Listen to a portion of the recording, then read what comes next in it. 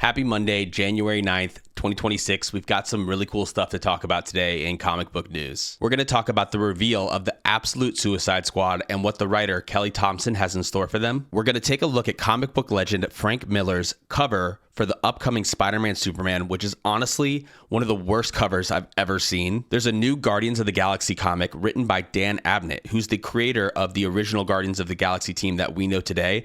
I'm super excited for this comic. All that and more. Let's just jump right into it. Okay, this is really cool. We've got the absolute Suicide Squad. I'm so excited for this.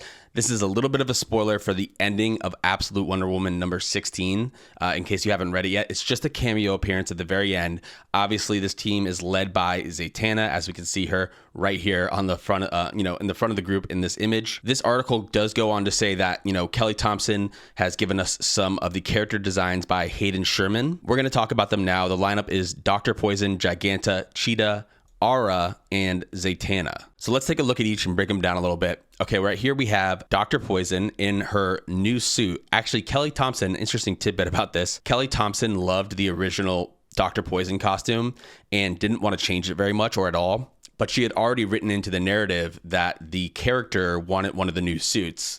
And so she kind of already dropped this Easter egg that there was going to be a new, improved, Dr. Poison suit. So this is Hayden Sherman's take on it, keeping the cool parts about the original suit and kind of just upgrading it and making it a little more mobile. Now, if you don't know who Dr. Poison is, she is a longtime villain of Wonder Woman in the regular Earth Prime universe, and there's been a bunch of different iterations of Dr. Poison over the years. This one is actually just a sentient cloud of poison gas, which is why it needs the suit to contain its form, and very smart, and is a scientist for the Gates organization, which is like a government organization that it's kind of like Amanda Waller's organization in the Prime universe, right? So we have Cheetah. Now, this is not the Cheetah that we know from the main universe, I believe, and Kelly Thompson has said her costume not being complete is by design. So we have to see what happens with this character. I think there's going to be an evolution here. Then we've got Giganta. So Giganta in the regular universe is a villain who can increase her size and shape and has been a long time, enemy of Wonder Woman. Zatanna, one of my favorite all-time DC characters. This is so cool. This take on her with the mask and everything, and this punk look that she's got going, or I don't know how you describe it. Whatever it is, it's cool. This is like dark Zatanna, and it's cool that they chose her to be the leader of this team. I don't know that she's going to stay in that role super long. She may go off on just be Zatanna. Oh, an absolute Zatanna comic would be so amazing. Anyway, Zatanna. And then this one, correct me if I'm wrong here, but I don't know if Aura is a character from the regular comics, but she's like the queen of the fishmen, I think. So maybe she'll have some kind of powers controlling water. Who knows? But this is an interesting addition to the team. I'm really excited for this. I think the lineup is really cool. I love Dr. Poison's design. I love the inclusion of Zatanna, and just the fact that we're getting absolute Zatanna is, I think, so cool. Let me know what your thoughts are on this. Are you excited for this? Do you think the character lineup is good? Yeah, just let me know your thoughts on everything I just talked about in the comments down below. Okay, the next thing we're going to talk about is this cover by Frank Miller that has ignited the internet. And it kind of has. I've seen some discourse on this in different places. Frank Miller is a prolific comic book creator and a legend in the comic book community. He's been involved in movies like Sin City and 300. He's done amazing character-defining runs for Daredevil, for example, some of the most famous Batman comics ever with like The Dark Knight. I could go on and on with all the amazing things that Frank Miller has done. However, he's gotten some criticism lately. Let's scroll down to this cover first so you can get context while I'm talking about this. He's had criticism with his art that he's done in the past 5 to 10 years, let's say. He has his blocky style, and there's other artists that have like a similar stylistic kind of thing going on, like Mike Mignola, for example. Like here's Mike Mignola's art, and obviously, that has that like kind of blocky style. But I think this is much far superior to what we're talking about. And Mike Mignola is one of my favorite artists of all time. So I'm just saying like this like blocky kind of style or whatever, like it can be really good, right? And Frank Miller for a while was doing this successfully.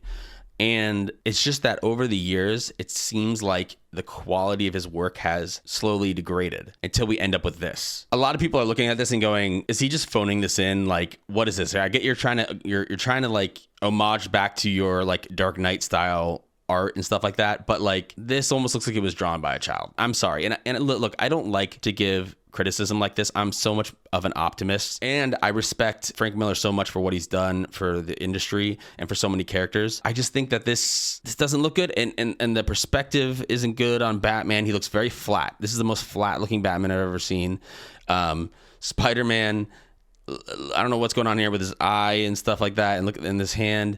It just looks like there was very little effort put into this. There's no background. There's literally just like, what are they standing on, a telephone wire, you know? So we just decided to just put them on a black line. This is just, I'm sorry, this is just isn't good. So I understand why there's criticism. I think this is just very silly, and I don't think it's Frank Miller's best work. And like I said, I wouldn't be so quick to say something like this if there weren't other examples of him putting out work recently that were also criticized. So let me know what your thoughts are on this cover by Frank Miller. Do you like it? Do you not like it?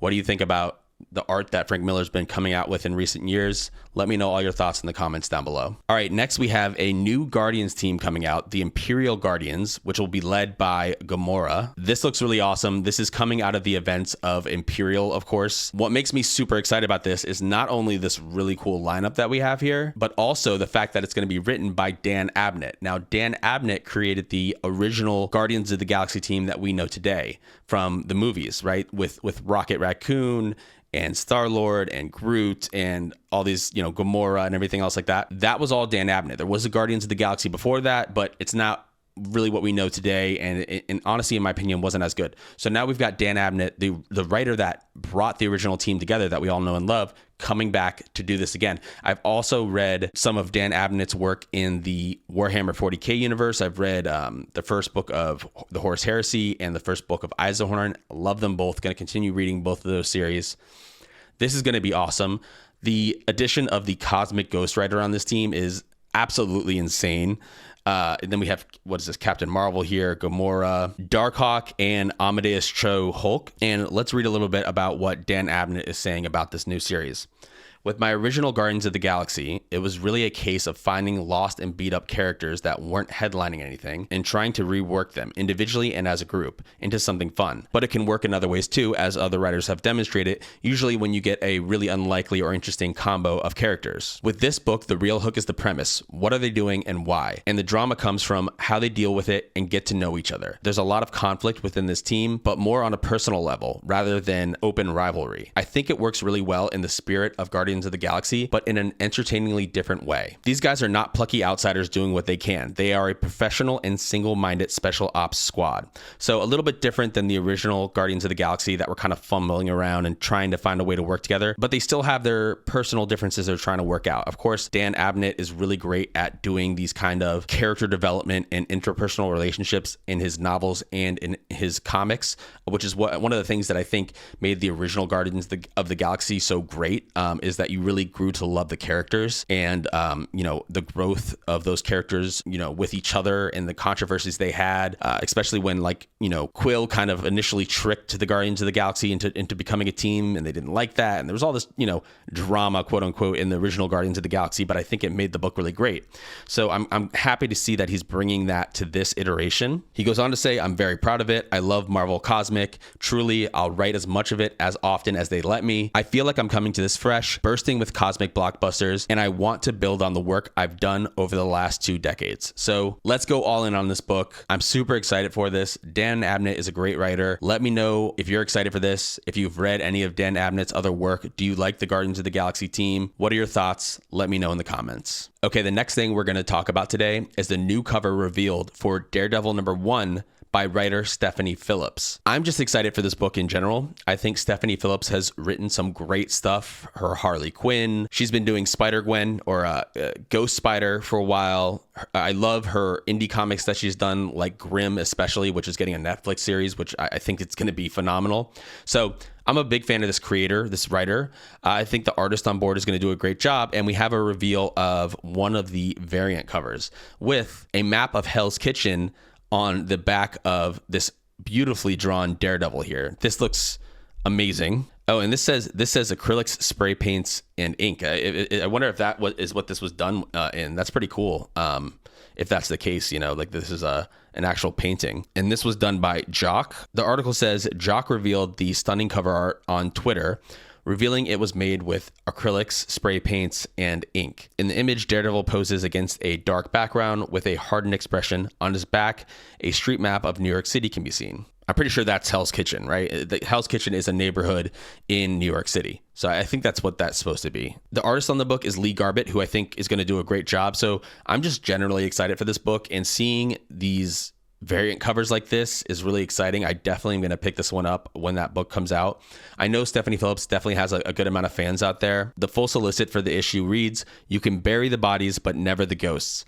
Hell's Kitchen is full of secrets, but no secret stays buried for long, as a fearsome new supervillain named Omen has targeted Matt Murdock. It will be his alter ego Daredevil who takes the hits. But beware, this mysterious new player isn't all that they appear. A secret that Daredevil will learn quickly as he scrambles to settle into a life and status quo we've never seen him in before." Stephanie Phillips has also said about the comic, "I'm taking on one of my favorite characters with one of my favorite artists, and together we're exploring Daredevil's noir sensibilities. Lee Garbett brings so much style and emotion to every page, and I couldn't ask for a better partner to bring this version of Daredevil to life." I think the challenge for this, for Stephanie Phillips, well, not just for Stephanie Phillips, for any writer on Daredevil, is to bring in like something really fresh, because Daredevil has these like emotional and moral dilemmas always in his comics that are something he has to battle through, but we've seen a lot of that, right? And I'm not saying that that can't be in this. I'm just saying that I want to see a set of new challenges, you know, and I think that based on Stephanie Phillips', you know, other work, she's going to be able to deliver something to us that we've never seen before for this character, which is what gets me really excited. So anyway, let me know if you're excited for this book. Are you going to be picking up this variant cover? What do you think about the creative team? Let me know your thoughts in the comments. Okay, let's quickly take a look at the comics coming out this Wednesday, February 11th, 2026. We've got an Absolute Wonder Woman annual. This looks great. I've been loving Absolute Wonder Woman. I can't put it down when I'm reading it, so excited for that.